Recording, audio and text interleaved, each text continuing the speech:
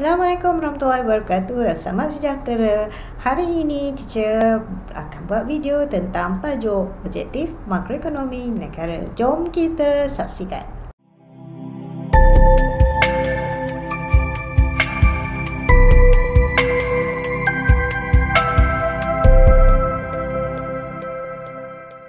Hari ini teacher akan buat standard kandungan 5.1 peranan kerajaan dalam ekonomi, dan teacher akan cover standard pembelajaran 5.1.2 menjelaskan peranan kerajaan untuk mencapai objektif makroekonomi negara, iaitu guna tenaga penuh, kestabilan harga, pertumbuhan ekonomi dan kestabilan imbangan pembayaran. Okey, semua ini adalah merujuk kepada buku teks supaya ia tidak lari dari DSKP kita. Okey, dan anda boleh rujuk buku teks tingkatan 5 mulai muka surat 7 hingga 11. Okey, untuk memahami peranan kerajaan dalam ekonomi dengan lebih jelas, kita kena melihat kepada peta minda ini. Ada 3 peranan utama kerajaan. Yang pertama adalah kerajaan sebagai majikan dan juga pengeluar, iaitu pengeluar barang awam dan barang sosial. Yang kedua ialah peranan kerajaan untuk mencapai objektif makroekonomi negara, dan yang ketiga adalah mengawal selia, pengeluar dan eksternaliti negatif menggunakan undang-undang peraturan cukai dan subsidi. Okay, untuk video kali ini kita nak fokus kepada yang ini ya. Untuk mencapai objektif makroekonomi pertama, kestabilan harga, maka petunjuknya ialah indeks harga pengguna. Kalau indeks harga pengguna tidak naik ataupun jatuh dengan mendadak, maknanya negara mencapai kestabilan harga. Kedua, untuk mencapai objektif makroekonomi kedua, kestabilan imbangan pembayaran, kita tengok kepada imbangan pembayaran itu sendiri, dan imbangan pembayaran yang lebihan menunjukkan negara berada dalam keadaan yang baik. Objektif makroekonomi ketiga, iaitu guna tenaga penuh, kita boleh lihat daripada kadar pengangguran. Kadar pengangguran mestilah bawah 4%, barulah negara mencapai guna tenaga penuh. Dan untuk objektif makroekonomi keempat, pertumbuhan ekonomi, kita kena lihat kepada keluaran dalam negara, iaitu keluaran dalam negara kasar, iaitu KDNK. Sekiranya keluaran meningkat, maka berlaku pertumbuhan ekonomi negara. Apa itu makroekonomi? Makroekonomi ialah kajian mengenai ekonomi secara menyeluruh dalam isu umum seperti pendapatan atau keluaran negara, guna tenaga dan masalah pengangguran. Kita akan tengok semua isu-isu ini. Okey, dan kerajaan ingin mencapai objektif makroekonomi untuk mencapai objektif kerajaan, iaitu saya rasa semua anak-anak tahu apakah objektif kerajaan. Iaitu untuk memaksimumkan kebajikan rakyat. Bagus. Okey, seterusnya kita nak recap apakah 4 objektif makroekonomi negara kita sebut dalam peta minda tadi. Apa dia? Pertama, keempat-empat objektif makroekonomi ini anda kena hafal ya. Tapi di sini anda faham dia punya nama tu anda kena hafal. Yang pertama adalah guna tenaga penuh. Yang kedua adalah kestabilan harga. Yang ketiga adalah pertumbuhan ekonomi, dan yang keempat adalah kestabilan imbangan pembayaran. Okey, kita teruskan. Baik, jom kita kenali dengan lebih dekat empat objektif makroekonomi negara ini. Alright, okey, yang pertama, guna tenaga penuh. Guna tenaga penuh merujuk kepada kadar pengangguran di sesebuah negara berada pada paras yang rendah, iaitu kurang daripada 4%. Kalau kita mencapai guna pengangguran bawah 4%, maknanya dikira sudah penuh ya. Okey.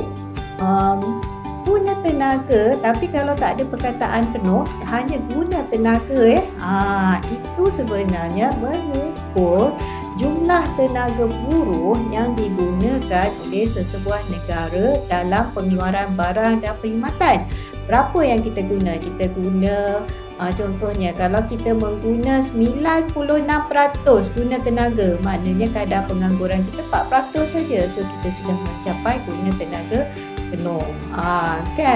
So kita tengok ni, tapi kalau kita kata guna tenaga kita adalah 92%, bermakna 8% rakyat menganggur. Itu tidak baik. Maknanya jika ada pengangguran melebihi 4%, maka kita tidak mencapai guna tenaga penuh. Seperti yang berlaku masa pandemik COVID-19 kan. Okey, seterusnya pengangguran. Apa itu pengangguran? Pengangguran mengukur jumlah tenaga buruh yang tidak digunakan atau tidak terlibat dalam sebarang kegiatan ekonomi. Okey, penganggur adalah orang yang dia nak bekerja tetapi dia tidak ada kerja. Jadi kita tidak boleh mendefinisikan orang yang sudah bersara ataupun suri rumah tangga sebagai penganggur sebab mereka memang tak mahu bekerja. Okay, so pengangguran ni adalah kita ambil daripada orang yang memang nak bekerja tetapi tidak dapat kerja. Okey, guna tenaga yang tinggi akan menghasilkan pengangguran yang rendah. Ini berlaku serentak apabila guna tenaga itu tinggi dan pengangguran itu rendah. Ini menunjukkan bahawa banyak kegiatan ekonomi dijalankan sehingga ramai orang dapat kerja. Okey. Baik, so ini menunjukkan bahawa ada banyak barang dan perkhidmatan yang dikeluarkan dalam negara, kan? Alright. Dan pendapatan negara akan meningkat. Negara akan mendapat pendapatan daripada contohnya cukai pendapatan firma, kan, yang banyak mengeluarkan barang dan perkhidmatan, dan juga pendapatan individu daripada orang-orang yang ramai, daripada isi rumah yang banyak mendapat kerja. Alright.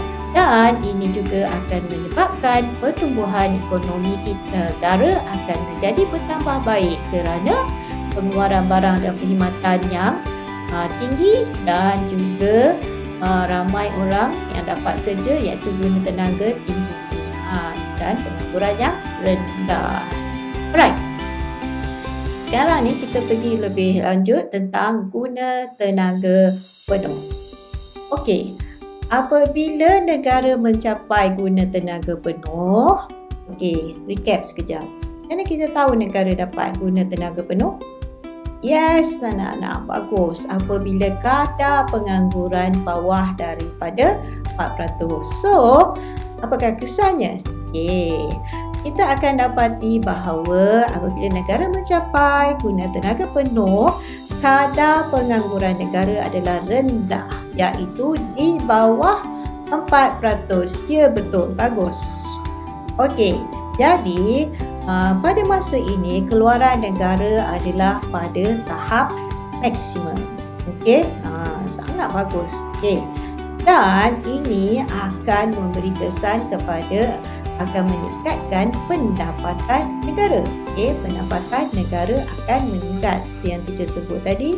Kerajaan akan kutip lebih banyak cukai daripada firma kerana mereka sedang pusat mengeluarkan barang dan perkhidmatan, dan kerajaan boleh kutip lebih banyak cukai daripada isi rumah iaitu cukai pendapatan individu kerana ramai orang mendapat kerja pada masa ini. Dan ini akan menyebabkan taraf hidup rakyat meningkat kerana ramai dapat kerja, kan? Yang kedua, objektif makroekonomi negara kedua adalah kestabilan harga. Apa itu kestabilan harga? Iaitu harga yang tidak stabil akan menjejaskan taraf hidup masyarakat. Contohnya, kalau anda biasa beli nasi lemak selumpur RM1.50, dan setiap hari anda beli RM1.50, so itu maknanya harga tu stabil. Tapi kalau hari ni RM1.50, tak berapa hari lagi lepas tu naik pula RM1.80, lepas tu naik pula RM2. Tak menentu. Dia akan menjejaskan taraf hidup masyarakat. Sebab itulah kerajaan jumpa sedaya upaya untuk menstabilkan harga agar taraf hidup masyarakat tidak terjejas. Okey, apakah kesannya jika kita dapati harga barang naik dan terus naik, iaitu harga barang naik secara berterusan. Kan sentiasa naik je, kalau turun sikit pun lepas tu naik balik, turun sikit naik balik. Okey, apakah kesannya anak-anak? Ya, betul. Ini menunjukkan inflasi sedang berlaku, iaitu apabila harga sentiasa naik. Sebaliknya, apakah pula kesannya jika harga barang turun secara berterusan? Turun. Okey, apa yang sedang berlaku tu? Ya, anak-anak, inflasi atau kemelesetan ekonomi sedang berlaku apabila harga barang turun secara berterusan, kan? Kerana kemelesetan ekonomi itu ialah salah satu petunjuknya ialah ramai orang kehilangan kerja. Bila kehilangan kerja, maka orang tak ada duit, permintaan akan turun. Bila permintaan akan turun, barang tak ada orang nak beli, semua harga barang akan turun. Okey, baik. Tingkat harga umum yang stabil wujud apabila harga purata barang tidak mengalami sebarang perubahan ataupun mengalami perubahan pada kadar yang rendah. Kalau sikit-sikit, naik sikit, turun sikit tu biasalah, mana ada benda statik je kan. Tapi jangan naik ataupun turun. Okey. So kita nak tingkat harga umum tu dikatakan stabil kalau dia bergerak sikit je, dia naik sikit atau dia turun sikit. Bukannya naik mendadak ataupun turun banyak-banyak. Okey, jelas ya? Right. So, kestabilan harga dapat menjamin kestabilan kuasa beli serta kos sara hidup pengguna dan masyarakat. Kalau harga nasi lemak kita stabil pada RM1.50, okay, kalau anda ada RM3, hari ni anda boleh beli 2 nasi lemak. Minggu lepas pun anda boleh beli 2 bungkus nasi lemak dengan RM3 tu. Okey, minggu depan dan bulan depan pun anda boleh beli 2 nasi lemak dengan RM3 tu. Itu yang dikata kestabilan kuasa beli. Kan kita statik kan. Tapi kalau harga tiba-tiba naik, tak cukup dah 2 bungkus tu kan. Sebab tu kita kerajaan cuba memastikan kestabilan kuasa beli. Bila harga tu stabil, kos sara hidup pengguna pun akan stabil sebab harga tak naik kan. Alright, cara jelas ya. Okey, so kita pergi lebih dalam sikit tentang inflasi dan deflasi. Kita pergi inflasi dulu. Inflasi ni maksudnya tingkat harga umum akan naik berterusan. Harga akan naik dan terus naik. Ini akan menyebabkan kos sara hidup naik kan. Harga nasi lemak naik, harga sewa rumah naik, harga kereta naik, bayaran bulanan naik. Okay, so kos sara hidup akan naik. Okay, bila harga barang naik sedangkan gaji kita sama tetap, ini akan menyebabkan kuasa beli menurun. Itulah kesan negatif inflasi. Dia akan menyebabkan kuasa beli kita menurun. Maksudnya dengan gaji yang sama sekarang kita boleh beli jumlah barang yang makin kurang. You can buy less and less with your income. Okay? Baik, inflasi ataupun kemelesetan ekonomi apa itu? Okey, iaitu tingkat harga umumnya jatuh berterusan, turun dan terus turun. Okey, so apabila harga sentiasa turun disebabkan oleh permintaan yang sentiasa menurun, apa kesan dia kepada firma? Ya, firma akan mengalami kerugian. Bila dia rugi, apa yang dia buat? Yes, dia akan akan membuang pekerja. Apabila pekerja ramai-ramai dibuang, apakah kesannya? Ya, kadar pengangguran akan meningkat. Makin ramai orang tak ada kerja. Bila orang tak ada kerja, orang tak ada duit. Dia tak ada duit, maka permintaan akan turun. Bila permintaan turun, dia circle dia tu, kita vicious circle kan. Dia akan turun lagi. Lepas tu kerajaan kena campur tangan dan buat sesuatu kan. Okey. Alright. Okay, yang ketiga, objektif makroekonomi negara ialah pertumbuhan ekonomi. Apa itu?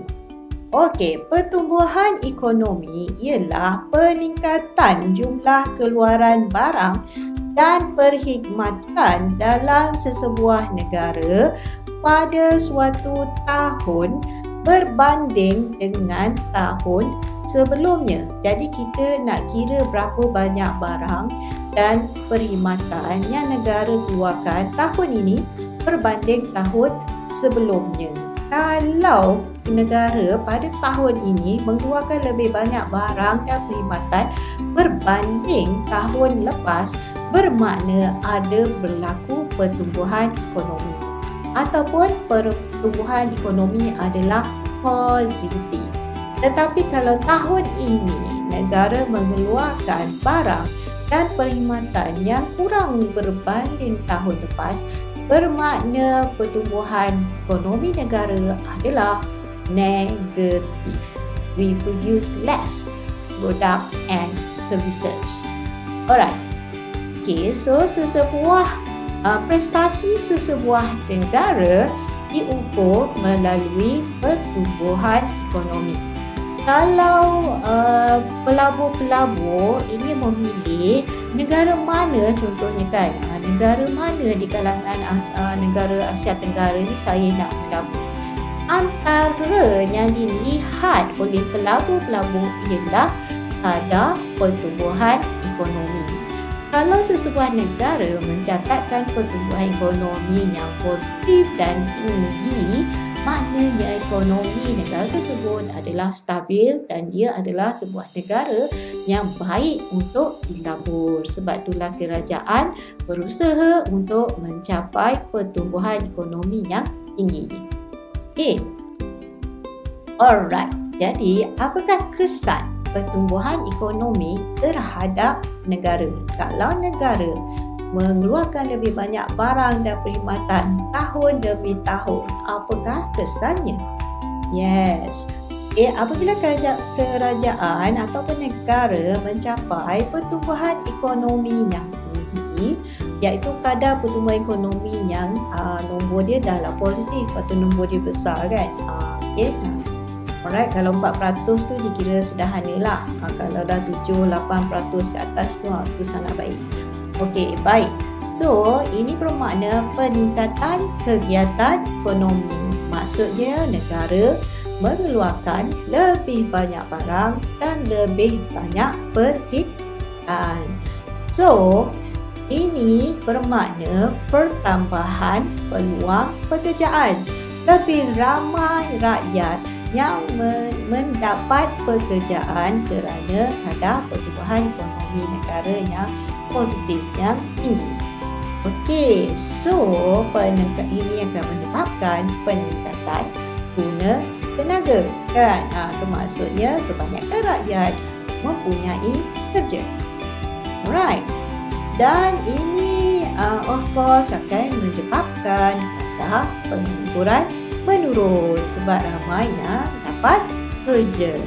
Okey, dan secara langsung ini juga akan meningkatkan pendapatan negara. Seperti teacher sebut tadi, antara dua sumber pendapatan negara, pertama ialah cukai daripada firma. Firma dah keluar banyak barang, makin banyak perkhidmatan kan, so boleh bayar lebih banyak cukai pada kerajaan. Rakyat pun ramai dapat kerja, so kerajaan boleh mengutip cukai pendapatan individu daripada lebih ramai isi rumah.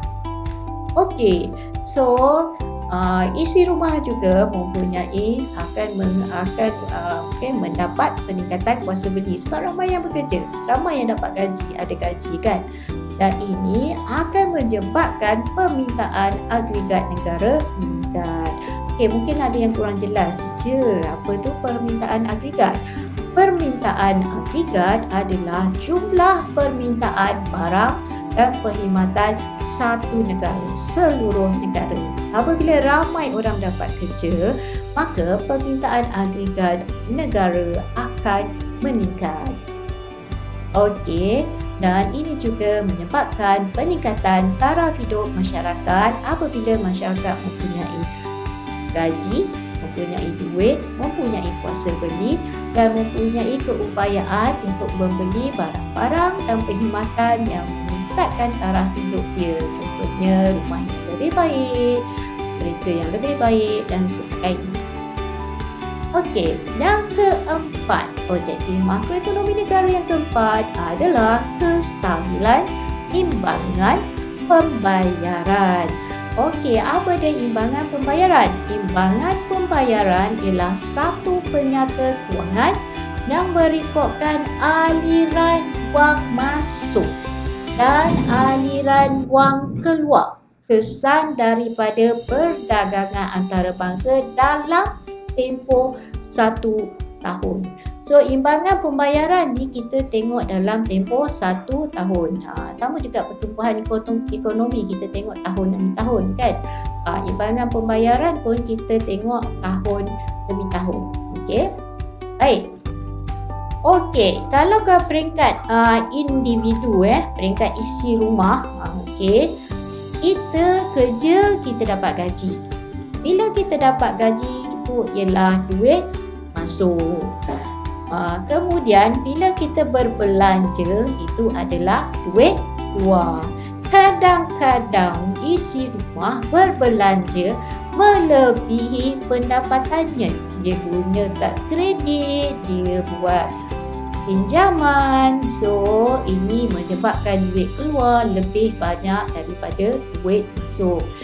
Dari segi individu, mereka isi rumah boleh kita kata belanjawan individu tu tidak defisit bila kita berbelanja melebihi pendapatan. Peringkat negara pun boleh berlaku kan, peringkat firma pun boleh berlaku, peringkat negara pun boleh berlaku, cuma beza dari segi skala. Kalau individu kakak berapa ribu gaji kita, kalau negara bilion lah kan. Boleh jadi duit masuk kan, duit masuk ni asal contohnya daripada import lebih banyak daripada duit masuk ialah dari segi eksport kalau kat sini duit masuk lebih banyak daripada import sebab eksport ni kita jual barang keluar, orang bayar duit kat kita, duit masuk. Kalau kita ekspor lebih banyak daripada import, maka kita akan dapat surplus atau lebihan. Tapi kalau kita import lebih daripada ekspor, kita akan dapat defisit. Maknanya lebihan atau kurangan ni boleh berlaku peringkat individu maupun firma, apatah lagi negara. Sama je situasi dia, cuma skala dia berbeza. Baik, kestabilan imbangan pembayaran maksudnya ialah jika aliran wang masuk ke sesebuah negara lebih tinggi daripada aliran wang keluar negara ke negara lain, maka wujudlah lebihan imbangan pembayaran. Kalau kita nak kata lebihan, maksudnya duit masuk mesti lebih banyak daripada duit keluar. Alright. Sebaliknya, jika aliran wang keluar, duit keluar negara melebihi daripada duit yang masuk ke dalam negara, maka wujudlah defisit imbangan pembayaran. Dan ini kita tak nak. Baik, kerajaan akan berusaha untuk mewujudkan imbangan pembayaran tentulah lebihan, bukan defisit kan, supaya negara untung. Maknanya negara ada duit lebih, bukannya end up dengan hutang kan. Okey, hutang yang lebih kita tak nak tu. Okey, so bagaimanakah untuk negara mewujudkan imbangan pembayaran lebihan? Cuba anak-anak fikir. Macam mana tu? Ya. Kita nak wujudkan imbangan pembayaran lebihan. Ya, betul. Ada okay, yang pertama, kita kena tingkatkan ekspor. Sebab ekspor ni ialah duit masuk. Kita produce, kita hasilkan, kita keluarkan lebih banyak barang, lebih banyak perkhidmatan, kita ekspor keluar negara, duit akan masuk lebih banyak. Yang kedua, kurangkan import. Bila kita kurangkan import, maka duit keluar akan kurang. Jadi sebagai rakyat Malaysia, anda kena support barang lokal kan. Sekarang ni kerajaan buat kempen kan, support lokal. Okey, itu perkataan digunakan LOKAL. Okey, jadi untuk menjadi rakyat yang bertanggungjawab, yang ada harga diri, kita support barang lokal, beli barang-barangan tempatan, barangan buatan Malaysia. Okey, cara kedua ialah kita cuba membawa masuk pelabur-pelabur asing ke dalam negara kita, kerana apabila mereka melabur, mereka akan bawa masuk duit. Jadi bagaimana nak ajak mereka masuk? Okay, so kerajaan harus menyediakan lebih banyak insentif untuk menarik pelabur asing. Okey, di dalam Belanjawan Negara 2022, kerajaan menyediakan banyak sungguh insentif untuk EV. Ini perkembangan semasa EV, electric vehicle ataupun kenderaan elektrik. Kerajaan bagi insentif kepada firma yang nak keluarkan kereta elektrik. Kerajaan bagi mengkosongkan cukai kepada kereta EV, kereta elektrik. Dulu elektrik mahal kan, 2022 kereta elektrik akan murah. Itu untuk isi rumah kan, insentif untuk firma yang keluarkan, insentif untuk isi rumah yang membeli, insentif kerajaan bagi insentif juga kepada firma-firma yang mengeluarkan spare part untuk kereta-kereta elektrik buatan negara. Insentif juga kepada pelabur-pelabur yang baru nak buka syarikat, kereta elektrik. Antara jenama yang akan masuk nanti ialah kereta Lotus. Kita akan tengok nanti 2022. Okey, so kerajaan memang bagi banyak betul insentif. So itu antaranya ya. So kita menggalakkan kemasukan pelabur asing, duit akan masuk ke dalam negara. Okey, so apakah kesan imbangan pembayaran lebihan? Apabila imbangan pembayaran lebihan, maksudnya duit yang masuk ke dalam negara melebihi duit yang keluar negara, maka result pertukaran asing di Bank Pusat akan bertambah. Okey, baik, dalam buku teks dia tak tulis kenapa. Saya nak terangkan macam mana pula result pertukaran asing di Bank Pusat bertambah. Antara sebab kita mencapai imbangan pembayaran lebihan ialah kerana kita meningkatkan ekspor. Bila kita meningkatkan ekspor, maksudnya orang lebih ramai, negara-negara luar lebih banyak membeli barang dan perkhidmatan dari kita. So, mereka kena bayar menggunakan RM. Bila mereka bayar menggunakan RM, mereka kena beli RM dari Bank Pusat menggunakan pertukaran asing. Pertukaran asing ni maksud dia ialah mata wang asing.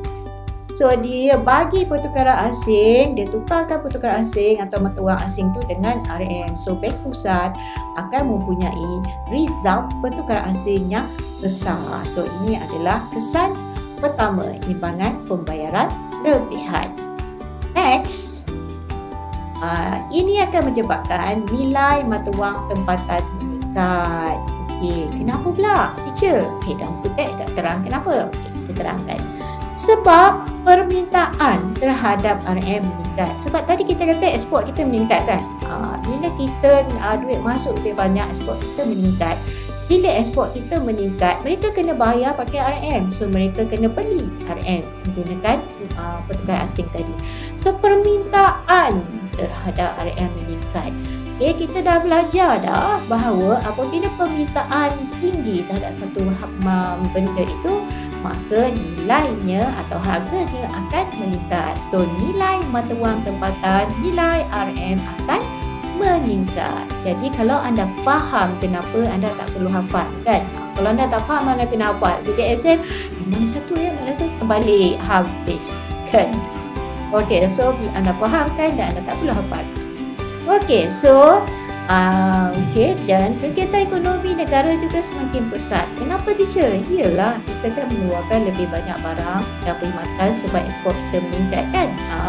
So kegiatan ekonomi dalam negara semakin pesat. Alright, apa pula kesan imbangan pembayaran defisit? Iaitu apabila duit keluar lebih banyak daripada duit masuk. So, ini akan menyebabkan result pertukaran asing di bank pusat berkurang sebab kita yang kena banyak. Bila kita banyak import kan, import melebihi ekspor. Bila import tu banyak, kita kena beli pertukaran asing. Pertukaran asing saya cakap tadi ialah apa? Duit mata wang asing. Kita kena beli pertukaran asing daripada bank pusat. So kita kena beli guna RM. Kita beli contohnya USD, kita beli USD guna RM. So result USD di bank pusat akan berkurang kerana import kita tinggi. Okey, so nilai mata wang tempatan pun merosot. Sebab apa? Sebab permintaan terhadap RM berkurang kerana ekspor kita dah rendah kan, import yang tinggi. Bila ekspor rendah, import yang tinggi kan, jadi bila ekspor tu rendah, jadi permintaan terhadap RM akan berkurang. Seperti biasa, benda yang kurang laku, yang permintaan kurang, so nilainya atau harganya akan turun. Right? Senang je kan? Tak payah hafal. Mudah je. Simple logical thinking. Alright, next. So, ini adalah petunjuk bahawa kegiatan ekonomi dalam negara semakin merosot sebab kita sudah kurangkan ekspor. Ekspor kita dah tak kuat. Maknanya kita punya pengeluaran barang dan perkhidmatan berkurang. Kita banyak import. Lepas tu saya cakap tadi, jadilah rakyat Malaysia yang baik, support lokal kan? Okey, seterusnya kita akan buat aktiviti 1.1.2 pada muka surat 12 buku teks tingkatan 5. Maklumat di bawah berkaitan dengan Malaysia. Kita ada maklumat jumlah populasi, guna tenaga, kadar pengangguran, kadar inflasi, tingkat keluaran negara, aliran wang keluar negara dan aliran masuk ke dalam negara bagi tahun 2013 dan 2014.